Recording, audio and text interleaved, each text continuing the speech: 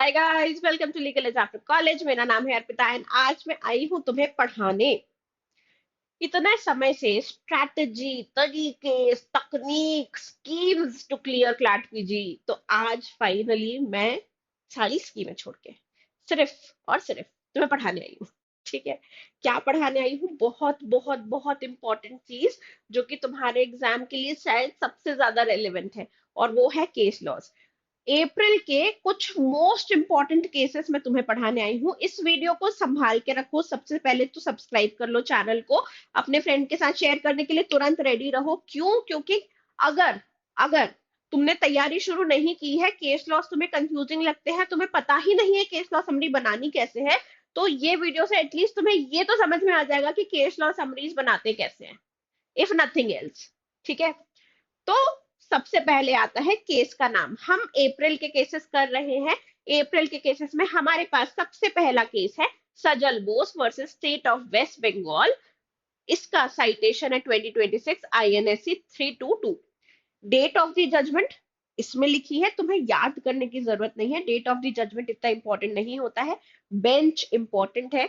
तो यहाँ पे बेंच है justice Vikram Nath, justice Sandeep Mehta and NV Anjaria की बेंच।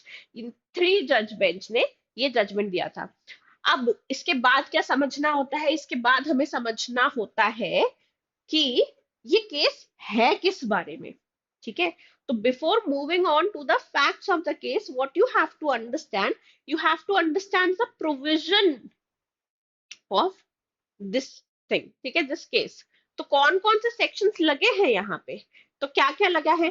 तो आईपीसी में से क्या क्या लगा है? क्योंकि ये जजमेंट अभी है, केस बहुत पहले गया होगा, तो इसमें पुराने लॉज ही फॉलो किए गए हैं। ठीक है, तो क्या क्या लगाया गया है? 143 unlawful assembly, 341 wrongful restraint, voluntary causing hurt, 323 intentional insult, 504 section 509 outraging modesty, 354 assault और criminal force to outrage modesty।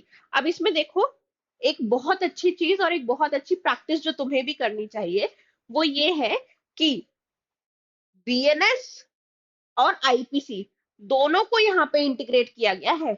143 जो कि बीएनएस का है, 189 टू 341 रॉन्गफुल रिस्ट्रेंट जो आईपीसी में था, वो अब कहाँ मिलेगा? 126 टू में मिलेगा। इसी तरह से तुम्हें भी अपनी प्रैक्टिस करनी है। अगर तुम खुद से केस लॉ समरी बना रहे हो और कोई क्रिमिनल लॉ का केस है, तो सभी जगह पे रेलेवेंट प्रोविजन साथ में लिखो। जो आईपीसी, क्योंकि केसेस अभी जो आ रहे हैं वो सब पहले दायर हुए थे ना, जजमेंट अभी आ रहे हैं लेकिन केसेस तो पुराने हैं। तो इन केसेस में पुराने लॉस ही अप्लाई हो रहे हैं। तो वो पुराने लॉस के कौन से सेक्शन थे और वो अब नए लॉ में कहाँ मिल रहे हैं, ये चीज तुम्हें अपने जजमेंट समरीज में मेंशन करनी चाहिए। ठीक है, कोड ऑफ क्रिमिनल प्रोसीजर, इसमें क्या 482 inherent power of the high court, जो कि अब 528 है बीएनएसएस का। अब फैक्ट्स पे आते हैं। फैक्ट्स इसके जरा इंटरेस्टिंग से है। देखो होता क्या है कि एक कंप्लेनेंट है जो 77 साल का है, 77-year-old कंप्लेनेंट है यहाँ पे। और ये क्या करता है? ये एक पब्लिक प्रोसिक्यूटर था पहले। ठीक है, ये खुद भी वकील था। इसने कहा कि इसको और इसकी फैमिली को असॉल्ट किया गया, धमकाया गया बहुत सारे इंडिविजुअल्स के द्वारा। ठीक है, तो एपेलेंट कौन है हमारे? एपेलेंट मतलब जिन लोगों के अगेंस्ट केस हुआ था, जिनको कोर्ट ने, हाई कोर्ट ने कहा कि नहीं आपको सजा मिलेगी, वही लोग अब सुप्रीम कोर्ट आए हैं, तो अभी ये हमारे एपेलेंट है। तो ये कौन है? सजल बोस, चंडीदास जोरदार एंड सौत्रिक जोरदार। ठीक है, ये लोग हैं। इन लोगों के ऊपर केस चल रहा है, क्रिमिनल केस। एक 77 साल के व्यक्ति जो पब्लिक प्रोसिक्यूटर रह चुके हैं, इन्होंने कहा है कि इन्होंने मेरे को डराया, धमकाया, मारा पीटा है। ठीक है, हाई कोर्ट ने क्या कहा? हाई कोर्ट ने कहा कि 2 फीमेल को अक्यूज जो है, उन्हें तो उन्होंने रिलीफ दे दिया। उन्होंने कहा उनका इस केस से ज्यादा कुछ संबंध है नहीं, तो उन्हें तो रिलीफ दे दिया, लेकिन बाकी लोगों को नहीं दिया। इसके बाद एक सीसीटीवी फुटेज ये पेश की गई थी प्रोसिक्यूशन द्वारा, यानी इन्हीं बुजुर्ग द्वारा ये सीसीटीवी फुटेज पेश की गई थी। लेकिन पता है ये जब सीसीटीवी फुटेज देखी गई, तो सुप्रीम कोर्ट ने क्या कहा? सुप्रीम कोर्ट ने तो कहा कि इस फुटेज को देख के तो ये लग रहा है कि ये जितने लोग हैं जिनके ऊपर आपने केस दायर किया है, ये लोग तो एक्चुअली पीस मेकिंग के लिए गए थे। ये लोग तो एक्चुअली झगड़ा सुलझाने की कोशिश कर रहे थे। इन लोगों, आप जो कह रहे हो कि असॉल्ट हुआ, डराया गया, धमकाया गया, ऐसा तो कुछ भी नहीं दिख रहा है। और ये किसने पेश किया है? ये प्रोसिक्यूशन ने ही पेश किया है। जब सुप्रीम कोर्ट ने उनसे कहा कि ऐसा लग रहा है, इसके बारे में आपका क्या कहना है, तो उन्होंने इस बात को रिफ्यूट भी नहीं किया। प्रोसिक्यूशन ने इस बात को रिफ्यूट भी नहीं किया, प्रोसिक्यूशन ने इस बात को खारिज भी नहीं कहा, ये भी नहीं कहा कि नहीं नहीं नहीं, आपको जो लग रहा है गलत लग रहा है। कोई कुछ नहीं, शांति। तो अब आप मुझे बताओ, ठीक है, कि आप कह रहे हो कि आपके साथ गलत हुआ है, आप उसके लिए एक एविडेंस पेश कर रहे हो, लेकिन ये एविडेंस आप ही के अगेंस्ट अगर यूज हो रहा है, ये एविडेंस ऐसा है जो आप ही के अगेंस्ट जा रहा है, तो फिर तो फिर क्या इस एविडेंस को कोर्ट ना माने क्योंकि ये पेश आपने किया था? तो देखो यहाँ पे क्या हुआ है, इशू क्या फ्रेम हुआ था, इशू फ्रेम क्या हुआ था ये भी देख लो जरा। Whether the High Court erred in refusing to quash the criminal proceeding against the appellant under 482 CRPC, given unimpeachable electronic evidence contradicted the allegations of physical assault and active participation. इन्होंने कहा कि हाई कोर्ट ने महिलाओं को तो बरी कर दिया था तुरंत ही, लेकिन जिन पुरुषों को उन्होंने बरी नहीं किया था, क्या उनको भी कर देना चाहिए था? क्या हाईकोर्ट से गलती हुई है उन लोगों को बरी ना करते हुए? क्योंकि एक जो सीसीटीवी फुटेज दिया गया था वो अनइम्पीचेबल इलेक्ट्रॉनिक एविडेंस है। वो एक ऐसा एविडेंस है जिसके बाद शक की कोई गुंजाइश ही नहीं रहती कि वो लोग निर्दोष है। रेफर्ड केसेस बहुत इंपॉर्टेंट है क्योंकि रेफर्ड केसेस बेटा पूछे जाते हैं, ठीक है। तो देखो इसमें कौन कौन से केसेस रेफर किए गए थे। स्टेट ऑफ हरियाणा वर्सेस भजन लाल। इसमें कोर्ट ने क्या कहा कि क्या ये केस ऐसा लग रहा है कि मैलिशियस प्रोसिक्यूशन है, यानी जानबूझ के लोगों को तंग करने के लिए, परेशान करने के लिए केस फाइल कर दिया गया है। दूसरा, Pradeep Kumar Kesarwani versus state of Uttar Pradesh, ये बहुत इंपॉर्टेंट केस है, ठीक है। इस केस में क्या डिस्कस किया गया था कि जो डिफेंस का मटेरियल है क्या वो ऐसी क्वालिटी का है, क्या वो इस तरह का है कि उसके बाद शक की कोई गुंजाइश नहीं रहती कि ये जो एलिगेशंस लगाए गए हैं ये झूठे हैं। इसके बाद जैसे सीसीटीवी फुटेज है यहाँ पे, तो सीसीटीवी फुटेज अगर आपको मिल गया है, अगर आपको दिख रहा है सीसीटीवी फुटेज में कि जो एपिलेंट्स हैं उन लोगों ने तो कुछ किया ही नहीं, वो तो वहां पे जाके झगड़ा सॉल्व ही करने की कोशिश कर रहे थे, लेकिन इसके बाद भी अगर आप इन लोगों को बरी नहीं करते हैं तो ये क्या है? This is abuse of process. ये क्या है? ये अब्यूज ऑफ प्रोसेस है। तो सुप्रीम कोर्ट ने क्या कहा? सुप्रीम कोर्ट ने कहा कि वो जो इलेक्ट्रॉनिक एविडेंस है, वो जो सीसीटीवी फुटेज है, वो है अनइम्पीचेबल एंड अनइम्पीचेबल प्रोवेनेंस एंड रिलायबिलिटी की। यानी एक ऐसा एविडेंस है जो कि अनइम्पीचेबल है, यानी जिसके ऊपर शक की गुंजाइश ही नहीं है। बेहतरीन एविडेंस है जिससे जितने चार्जेस लगे थे वो सारे चार्जेस फॉल्स प्रूव हो जाते हैं। इसके बाद कोर्ट ने क्या कहा कि consequently continuing a prosecution based on vague generalized allegation that are directly refuted by reliable material does not serve the ends of justice। अगर किसी पे अगर इल्जाम लगता है ना, तो बहुत स्पेसिफिक तरह का इल्जाम लगता है, ठीक है। जैसे आप आए और आपने मुझसे लड़ाई कर ली, है ना। मैं एफआईआर अगर लिखवाने जाऊंगी तो मैं ये नहीं कहूंगी कि वो आया था और उसने मेरे साथ लड़ाई कर ली। मुझे स्पेसिफिकली बताना पड़ेगा, वो मेरे घर में घुसा मेरी परमिशन के बिना, उसने मेरा कॉलर पकड़ा और मुझे गाली दी, उसने मुझे डराया, उसने मुझे धमकाया, उसने मेरे घर का सामान तोड़ा फोड़ा। मुझे स्पेसिफिकली बताना पड़ेगा कि हुआ क्या था। हमारी लड़ाई हो गई, सिर्फ इतने बात से नहीं समझ में आएगा कि कौन से चार्जेस लगाने हैं। तो अगर जनरलाइज चार्जेस लगे हैं जिसके लिए एक एविडेंस पेश किया गया है, जो एविडेंस इस तरह का है जो प्रूव कर देता है कि चार्जेस फॉल्स है, तो ऐसे चार्जेस को कंटिन्यू करते रहना सिर्फ और सिर्फ अब्यूज ऑफ प्रोसेस है। क्या हेल्प किया गया था इस केस में? इस केस में सुप्रीम कोर्ट ने अपील अलाउ कर दी, हाई कोर्ट के जजमेंट को सेट असाइड कर दिया। चार्जशीट जो थी उसे क्वॉश कर दिया गया एंड कहा गया कि gross abuse of process of law है ये। ठीक है, कोर्ट ने कहा कि सीसीटीवी के फुटेज के बाद तो कोई शक की गुंजाइश ही नहीं है, पता है हमें कि एपिलेंट ने कुछ नहीं किया है। ठीक है, ये था हमारा पहला केस। अब हम आते हैं अपने दूसरे केस पे।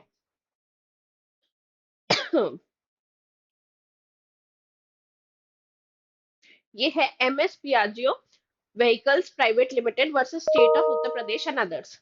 इसमें जो बेंच थी वो थी justice Vikram Nath, justice Sandeep Mehta and NV Anjaria की। कौन कौन से प्रोविजंस इसमें इंक्लूड किए गए हैं?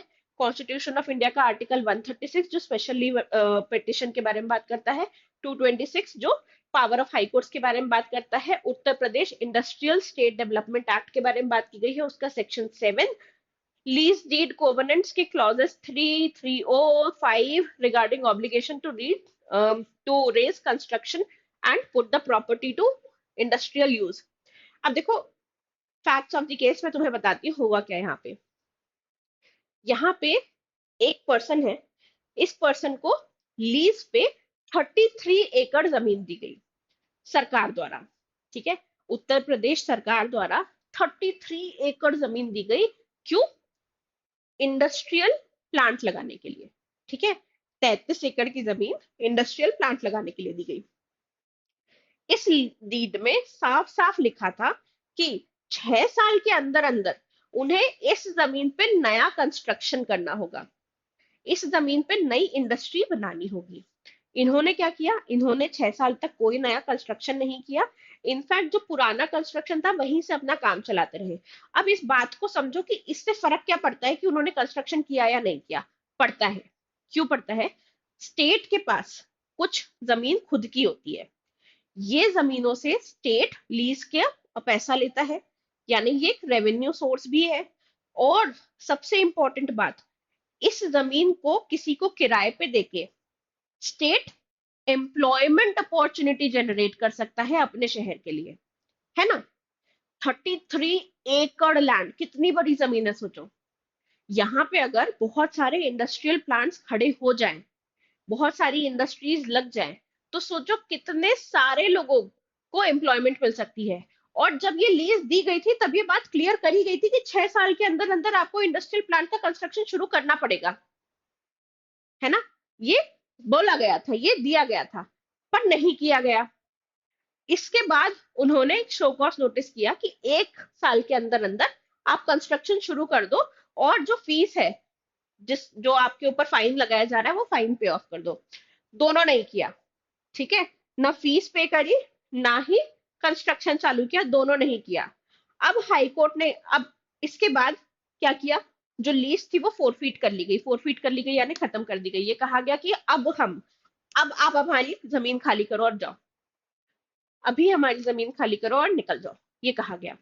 अब जब ये कह दिया तब अचानक से ये इंडस्ट्री जागी और इसने कहा कि नहीं नहीं नहीं, रुको रुको रुको रुको, हम सुप्रीम कोर्ट जाएंगे, है ना। तो पहले गए ये हाई कोर्ट। ठीक है, हाई कोर्ट ने इनकी अपील खारिज कर दी। हाई कोर्ट ने इनकी एप्लीकेशन सुनी नहीं। क्यों नहीं सुनी? क्योंकि 6 साल थे ना तुम्हारे पास इंडस्ट्री स्टार्ट करने के लिए, पहले से पता था ना कि अगर जमीन किराए पे लोगे सरकार से तो ये करना पड़ेगा। और पता है तुम्हें, जब सरकार किराए पे जमीन देती है ना तो बहुत नॉमिनल उस पे देती है। क्यों? ताकि शहर का भला हो सके, चाहे स्टेट का भला हो सके। यहाँ पे इंडस्ट्रियल प्लांट्स लगेंगे तो शहर को ही एम्प्लॉयमेंट जनरेट होगा। तो बहुत सस्ते दाम पे तुम्हें 33 एकड़ जमीन दी गई थी इंडस्ट्री स्टार्ट करने के लिए, तुमने नहीं किया। उसके बाद तुम्हें शो कॉज नोटिस भेजा गया, तुमने शो कॉज नोटिस में जो फाइन था वो भी नहीं भरा, कंस्ट्रक्शन स्टार्ट करने के लिए कहा गया था वो भी नहीं किया, और अब आ गए हो तुम हाई कोर्ट ये कहने के लिए कि दे दो हमें जमीन, हमें हमसे जमीन, देखो हमसे जमीन ली जा रही है भाई बाप। खारिज कर दी गई एप्लीकेशन। कहां पहुंचे ये लोग? सुप्रीम कोर्ट पहुंचे। तो अब इश्यू क्या बना? Whether the cancellation of industrial lease by UPSIDA was arbitrary. जो लीज कैंसिल हुई क्या वो आर्बिट्ररी थी? Whether the appellants prolonged failure to utilise the lands for its intended manufacturing purpose constituted a gross breach of lease covenant that disentitled them for equitable relief। इतने लंबे समय तक आपने कॉन्ट्रैक्ट की बातें फॉलो ही नहीं करी, तो क्या ये gross breach of lease covenant है? ये दो इश्यूज। ठीक है, अब इसमें रेफर्ड केसेस में क्या क्या है, रेफर्ड डिटेल्स देखो। अरे अरे अरे अरे, थर्ड केस पे ही पहुंच गए हम।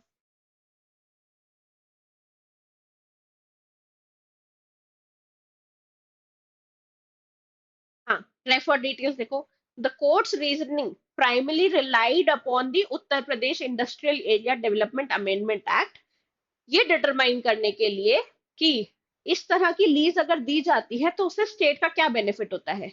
तो इसे क्या कहा जाता है, concept of industrial corridor and international best practices. Industrial corridors बनाने का क्या मतलब होता है कि कुछ एरियाज हर स्टेट में ऐसे आइडेंटिफाई कर दिए जाते हैं जो इंडस्ट्रियल एरियाज कहलाते हैं। यहाँ पे रेसिडेंशियल सोसाइटीज की जगह नहीं होती, यहाँ पे इंडस्ट्रीज बढ़ाई जाती है, इंडस्ट्रीज को प्रमोट किया जाता है। ये बहुत मास एकर्स में होती है ये जमीनें, और यहाँ पे इंडस्ट्रीज को लिया जाता है। और साथ ही में इस तरह से इंडस्ट्रीज चलाई जाए, इस तरह से प्लानिंग करी जाए इंडस्ट्रीज की, जो कि इंटरनेशनली बेस्ट प्रैक्टिसेस है। इसी इसी ऑब्जेक्ट के साथ, इसी ऑब्जेक्ट के साथ इस तरह का लीज पे देना काम, इस तरह की जमीनें लीज पे देने का काम शुरू सोचा गया था।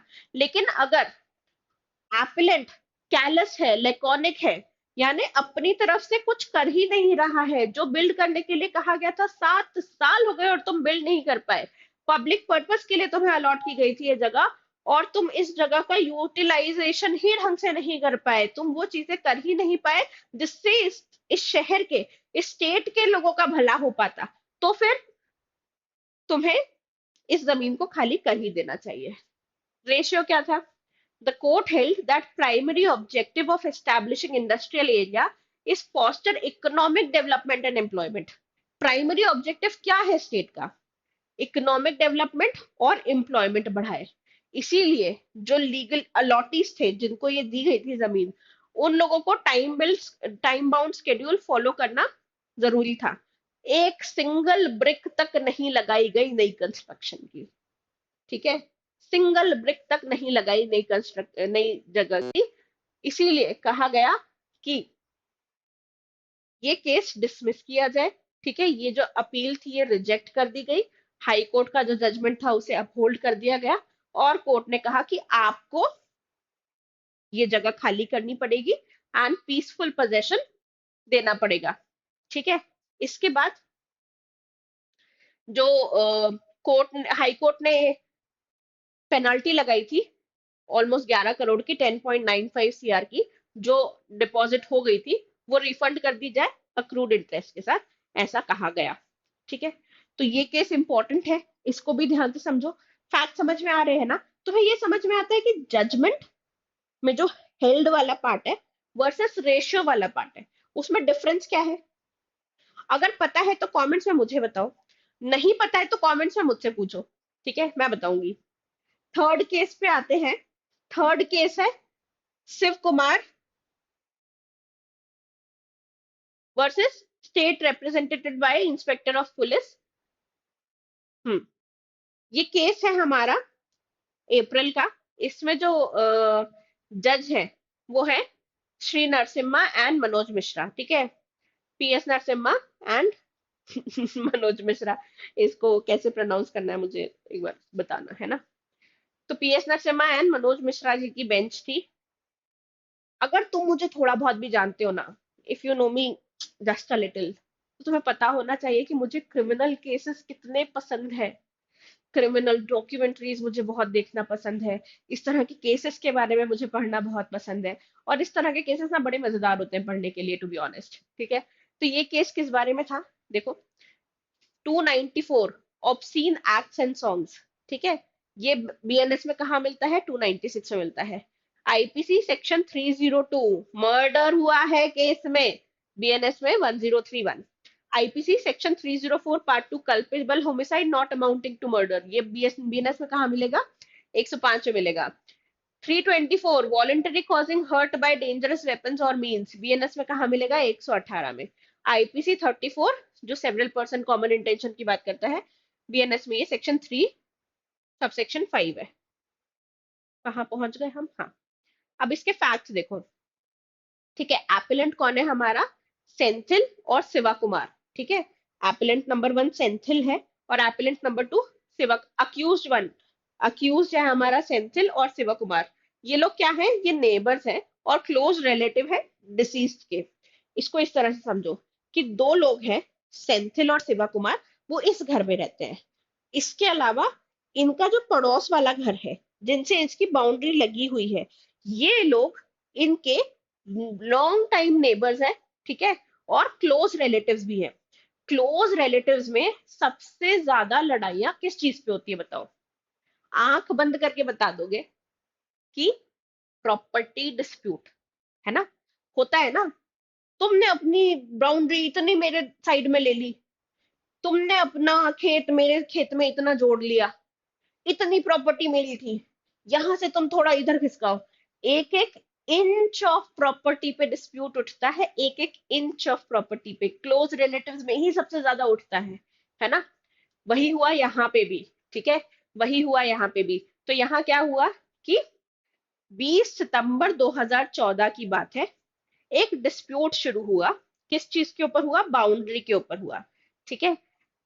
सेंथिल और शिवा कुमार को बहुत गुस्सा आया जब डिसीज्ड और उसका भाई जो है, जिसकी मृत्यु हो गई है, मृतक और उसका भाई जो है, इन्होंने अपने जमीन की फेंसिंग करवा ली, ठीक है, फेंसिंग करवा ली, बाउंड्री बनवा ली। तो बहुत गुस्सा आ गया किसको? इन दोनों को। और ये दोनों चले गए लड़ने, ठीक है, ये दोनों क्या चले गए? लड़ने चले गए। अक्यूज ए जो है सेंथिल, इसने क्या किया? अरुवल यानी सिकल, अरुवल क्या होता है? एक बहुत लंबा सा वेपन होता है जिसका हेड जो होता है वो ऐसा ऐसा होता है, जो हंसिए जैसा नहीं होता जिससे घास काटते हैं, वैसा। तो अरुवल से डिसीज्ड के भाई को मारा, ठीक है। और शिवा कुमार ने क्या किया? एक लकड़ी, लॉग से डिसीज्ड के सर पे मारा। डिसीज्ड को फ्रैक्चर, स्कल फ्रैक्चर हुआ और वो तो मर गया, ब्रेन इंजरीज हो गई, वो मर गया, ठीक है। और डिसीज्ड के भाई को बहुत गहरी चोटें लगी। अब हाई कोर्ट ने क्या किया? हाई कोर्ट ने 304 पार्ट 2 के अंदर दोनों को सजा दे दी। और किस चीज की सजा दी? सजा दी 294 फॉर यूजिंग अब्यूजिव लैंग्वेज। इसको क्या कहा है? सेंथिल और शिवा कुमार ने क्या कहा था? बास्टर्ड कह दिया था। अब मेरी बात सुनो जरा, ठीक है। ये ना डिबेट सालों पुरानी है कि अब्यूजिव लैंग्वेज क्या ऑब्सीन एक्ट में आती है या नहीं आती। गाली गलौज करना क्या ऑब्सीन एक्ट के अंदर पनिशेबल होगा या नहीं होगा? सोचो जरा, सोचो, नहीं तो मैं तो बता ही दूंगी, ठीक है। तो सबसे पहला इशू यही था कि क्या बास्टर्ड कहना ऑब्सीन एक्ट के अंदर आएगा, अंडर 294 बी? अक्यूज ए जो है, सेंथिल जो है, कॉमन इंटेंशन शेयर करता था कॉज डेथ फर्स्ट करने का?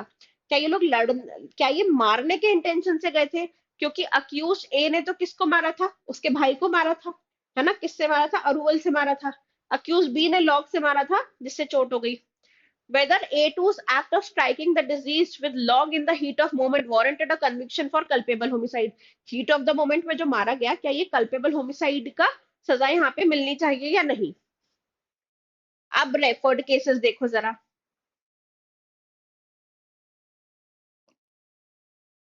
ये जो रेफर्ड केस है ना, ये बहुत इंपॉर्टेंट है। डायरेक्टर जनरल दूरदर्शन वर्सेस आनंद पटवर्धन 2006 का, अपूर्वा अरोड़ा वर्सेस स्टेट। ये अपूर्वा अरोड़ा वाला तो एक वो है, ड्रामा है, कॉलेज रोमांस, ये उस पे था, पता है? 2024 मतलब 2025 क्लैट के लिए मैंने ही पढ़ाया था ये जजमेंट्स तुम्हें। तो ये दो केसेस जो है ना, ये बहुत इंपॉर्टेंट केसेस है। क्यों? ये ऑब्सीन एक्ट और अब्यूजिव लैंग्वेज का डिफरेंस बताते हैं। ये बताते हैं कि हम ऑब्सीन एक्ट किसको कहते हैं? हम ऑब्सीन एक्ट एक ऐसे एक्ट को कहते हैं जिसे देख के, जिसे जिसे ऑब्जर्व करके किसी का मन करप्ट हो जाए, किसी के मन में गंदे विचार आए, ठीक है, ये होते हैं ऑब्सीन एक्ट, ठीक है। जैसे सेक्सुअल सीन्स होते हैं मूवीज में, ठीक है, अगर वो थोड़े ज्यादा लेवल के होते हैं तो फिर उन्हें हटा दिया जाता है ये कह के कि वो ऑब्सीन एक्ट थे। लेकिन गाली देना, अनॉय करता है ना, गुस्सा आ जाता है, कान से खून आ जाता है, बहुत बुरा लगता है। लेकिन क्या इससे किसी का माइंड करप्ट होता है? नहीं होता, है ना। तो गाली देना ऑब्ससीनिटी में नहीं आता। अगर किसी ने किसी को गाली दी है, आप अनॉय हो गए हो, इरिटेट हो गए हो, लेकिन इस सेक्शन के अंदर पनिशेबल नहीं है, वो ऑब्सीन एक्ट नहीं है, ठीक है। That does not count to obscene act.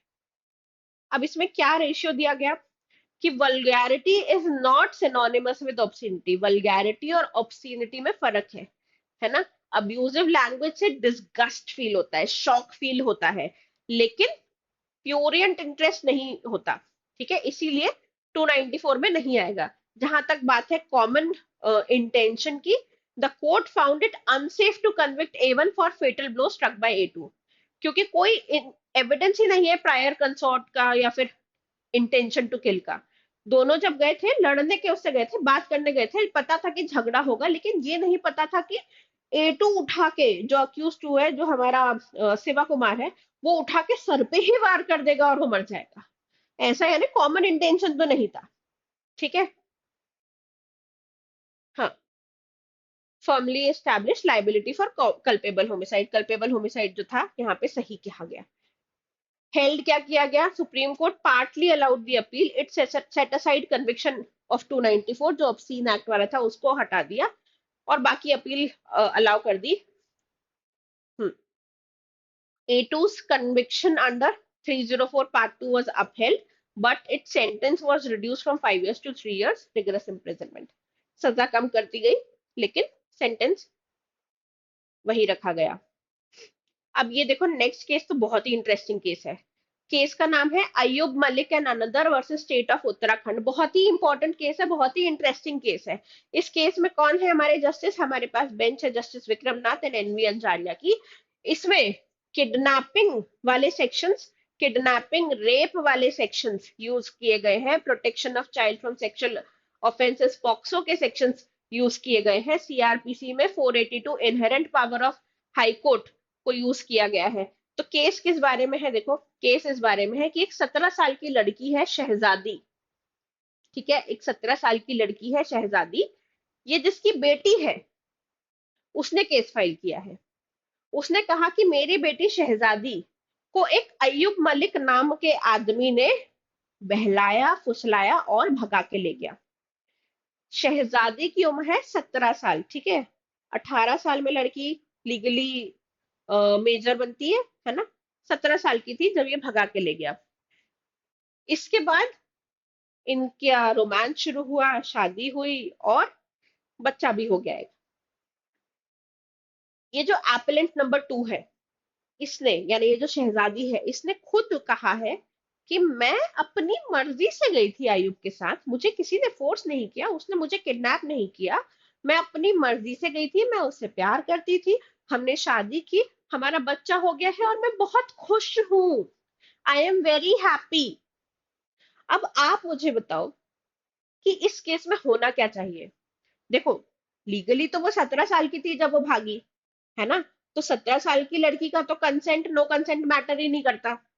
Even if उसने कंसेंट दिया हो तो भी लीगली तो ये किडनैपिंग है ना, पॉक्सो के अंडर भी आना चाहिए। लेकिन लड़की कह रही है, 17 साल की लड़की कह रही है, ये 10 साल की लड़की, 12 साल की लड़की, 14 साल की लड़की नहीं है, ये 17 साल की है, 18 की होने ही वाली थी। ये वो लड़की है, ये कह रही है कि ये खुशी खुशी गई थी, इसने शादी करी है, इसका बच्चा है और ये खुशी से रह रही है। अब मुझे बताओ, अगर तुम जज होते तो एक परिवार जो खुशी से रह रहा है, जिसको कोई प्रॉब्लम नहीं है, उसके खिलाफ जबरदस्ती केस फाइल करते, जबरदस्ती उसके अगेंस्ट एक्शन लेते, क्योंकि लॉ तो तोड़ा गया है, क्या उसके खिलाफ जबरदस्ती एक्शन लेते? यहाँ पे भी ना कुछ ऐसे ही हुआ, ठीक है। फैक्ट समझ में आए?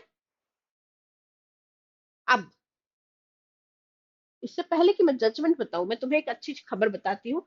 एक वेबिनार है, ठीक है, ये होने वाला है most important judgments of CLAT PG पे। ये 30th मई को होने वाला है, 6:30 बजे होने वाला है। मेरी इतनी बड़ी शक्ल लगा दी गई है इस पे।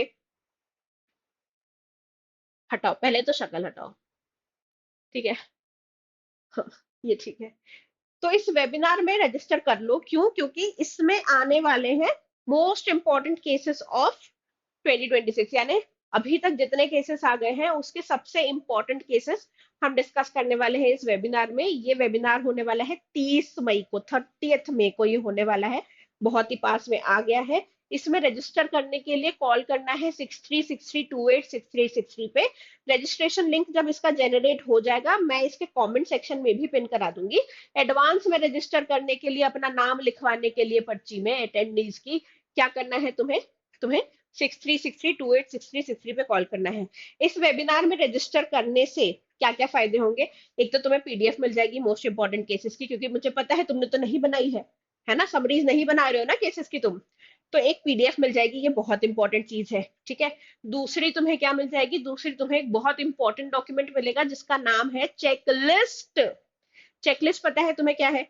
चेकलिस्ट हमारा एक एक्सक्लूसिव डॉक्यूमेंट है जहां पे हमने सारे पुराने पेपर्स को एनालाइज किया है एंड देखा है कि कहाँ से कितने सवाल आते हैं और किस जगह से ज्यादा सवाल आते हैं। यानी वही, तुम्हें हर कुछ पढ़ने की जरूरत नहीं है। तुम्हें पता होना चाहिए कि किस कौन सा सब्जेक्ट इंपॉर्टेंट है और उस सब्जेक्ट में भी क्या इंपॉर्टेंट है, ठीक है। वो भी तुम्हें फ्री, फ्री, मुफ्त मुफ्त मुफ्त में मिल जाएगी। और जो लोग ये वेबिनार अटेंड करेंगे उन लोगों को बहुत बड़े बड़े डिस्काउंट्स भी मिलने वाले हैं कोर्सेज पे, ठीक है। बहुत बड़े बड़े, बहुत बड़े बड़े, ठीक है। तो इसीलिए रजिस्टर तो कर लो ताकि भूल ना जाओ रजिस्टर करना, क्योंकि मुझे पता है बाद में आके तो तुम वीडियो को देख के फिर याद आएगा, अरे मैम पर हम तो भूल गए थे। तो इसीलिए अभी कॉल कर दो 6363286363 पे and register, get your self registered, ठीक है। लिंक आएगी तो जो काउंसलर आपसे बात करेगा, अकेडमिक काउंसलर, वो आपको लिंक भी भेज देगा टू रजिस्टर, ठीक है। ये सब अब ये कर लेना है ना, लेकिन कर ही लेना, भूलना नहीं। इसके बाद क्या हुआ? इसके बाद कोर्ट ने केस रेफर किया, ठीक है।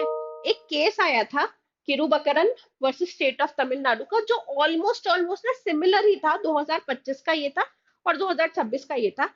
इसमें भी ना कोर्ट ने क्या कहा था कि the final cause of law is welfare of society. Welfare of society ही हमारा फाइनल कॉज ऑफ लॉ है। लॉ के होने का मतलब ही ये है कि हम एक वेलफेयर सोसाइटी क्रिएट कर सके। तो इसीलिए मैट्रिमोनियल हार्मनी को प्रायोरिटी दी गई ओवर रिजिड प्रोसिक्यूशन, और कहा गया कि ये जो स्पाउसेस है ये आपस में खुश है। इनिशियली इलोप करके गए थे, भाग के गए थे, गलत था, लेकिन अब ये खुश है, ये एक परिवार बन चुका है और ये खुश परिवार है। ये लोग किसी को कोई नुकसान नहीं पहुंचा रहे, ये लोग किसी को कोई परेशानी नहीं दे रहे हैं। तो इस परिवार को भी परेशान नहीं करना चाहिए। तो इन्होंने कहा कि जो चार्जेस लगाए गए हैं उन चार्जेस को खत्म किया जाए मीनिंगफुल एंड सब्सटैंटिव जस्टिस के लिए। रेशियो क्या था इस केस का? Primary aim of all legal proceeding is to arrive at substantive justice. ऐसा जस्टिस जिसमें सब्सटेंस हो, जिसमें धार हो, ऐसा जस्टिस देना। Subsequent development of happy marriage and stable family outweighs the necessity of taking criminal case to logical end। Case तो बन रहा था, है ना, लेकिन उस केस को एंड तक पहुंचाने में एक परिवार बिखर सकता था। जो परिवार बढ़िया चल रहा है, हंसी खुशी से रह रहा है, उसको डिस्टर्ब करने की, सिर्फ इसलिए कि केस चलाना है, उसको डिस्टर्ब करने की जरूरत नहीं है। कोर्ट ने केस कोर्ट ने हाई कोर्ट का जजमेंट खारिज कर दिया। जो प्रोसीडिंग्स थी उसे क्वॉश कर दी, जो एफआईआर थी उसे भी क्वॉश कर दिया, और कहा गया कि परिवार को चैन से जीने दिया जाए, ठीक है। ये थे हमारे आज के केसेस। अप्रैल में क्या सिर्फ 4 ही केसेस इंपॉर्टेंट है? नहीं, अप्रैल में कितने केसेस इंपॉर्टेंट है बताऊं? 5 6 7 8 9 10 11 12 13 14 15। 15 केसेस हैं बेटा अप्रैल में ठीक है। There are 15 cases in April which are important, ठीक है। ओहो हो, हम्म, हो गया। 15 केसेस ऐसे हैं जो इम्पोर्टेंट है। 15 केसेस यूट्यूब पे पढ़ाए जाएंगे क्या? पॉसिबल ही नहीं है ना। 15 केसेस क्लासेस में पढ़ाए जाएंगे क्या? बिल्कुल, एब्सोल्युटली। इसीलिए कह रही हूँ अभी एनरोल कर लो, देर नहीं हुई है तो फटाफट एनरोल कर लो। एक नंबर दे रही हूँ 6363286363, इसको गाने लगूं क्या अब मैं? इस नंबर पे कॉल करना, क्लासेस में फटाफट एनरोल कर लो। देखो कितनी सारी चीजें हैं जो मिस आउट कर रहे हो क्योंकि पढ़ना नहीं शुरू किया है। और केसेस बहुत इंटरेस्टिंग तरीके से पढ़ोगे तो बहुत अच्छे से याद भी रहेंगे, समझ भी आएंगे, हर चीज को कनेक्ट भी कर पाओगे। तो केसेस अगर अच्छे से पढ़ने हैं, अच्छे से समझने हैं तो अभी एनरोल कर लो। कॉल करो इस नंबर पे 6362866363 पे। और और बोलो अर्पिता मैम ने 15% ऑफ दिया है, हमें दे दो 15% ऑफ में ये कोर्स। ठीक है। इसके अलावा मुझे पता है कमेंट में तुम इस पीडीएफ को मांगने वाले हो, ये पीडीएफ नहीं मिलेगी। मैं पहले ही बता रही हूँ, this PDF is not for public sharing. ठीक है, ये पीडीएफ नहीं मिलेगी। ये पीडीएफ सिर्फ रजिस्टर्ड स्टूडेंट को मिलती है। जो स्टूडेंट्स जिन्होंने एनरोल किया हुआ है सिर्फ उन्हीं को मिलती है। ये केसेस के नाम हाउएवर आपको मैं बता दूंगी। अगर आप चाहो तो मैं कमेंट सेक्शन में इन केसेस के नाम और साइटेशन भी लिख दूंगी, so that you can read this cases from different websites. ठीक है। एससीसी ऑब्जर्वर है, सुप्रीम कोर्ट ऑब्जर्वर है, एससीसी ऑनलाइन है। यहाँ से तुम इन केसेस के बारे में थोड़ा और डिटेल में भी पढ़ सकते हो। केस लॉ समरी कैसे बनानी है वो तुम्हें यहाँ से समझ में आ ही गया होगा। With this I and this long lecture. हो गया ना टाइम? थक गए होगे तुम भी। ठीक है, तो ये वीडियो सबसे पहले तो उसको पहुंचा दो जो अभी भी कंफ्यूज है कि यार क्लैट पीजी तो करना है लेकिन मैं कंफ्यूज हूँ कि कोचिंग कहाँ से करूँ। लीगल एज आफ्टर कॉलेज से ही करनी है कोचिंग, कहीं और से नहीं करनी है। बेस्ट जगह है ना, पता है ना रिजल्ट, बेस्ट फैकल्टीज है ना, अच्छे से पढ़ाते हैं ना, तो बस यहीं से एनरोल करना है, कहीं और नहीं जाना है। एंड सब कुछ मिल जाएगा, सारी केस लॉ समरीज मिल जाएगी, स्टडी मटेरियल मिल जाएगा, लेक्चर्स मिल जाएंगे, हर एबीसीडी सारे सब्जेक्ट्स के लेक्चर्स मिल जाएंगे, लाइव क्लासेस मिल जाएंगी, रिकॉर्डेड भी मिल जाएगा, एवरीथिंग एवरीथिंग। मॉक टेस्ट, बहुत सारे mock test, and mock test हमारे तो बहुत पॉपुलर भी है। मॉक टेस्ट सीरीज जब आएगी मैं बता भी दूंगी। अभी नहीं है क्योंकि अभी जो रजिस्टर्ड स्टूडेंट्स है सिर्फ उन्हीं को मॉक्स का एक्सेस है। तो रजिस्टर कर लो and start your preparation today. ठीक है। All the best guys, bye bye, take care, like share subscribe.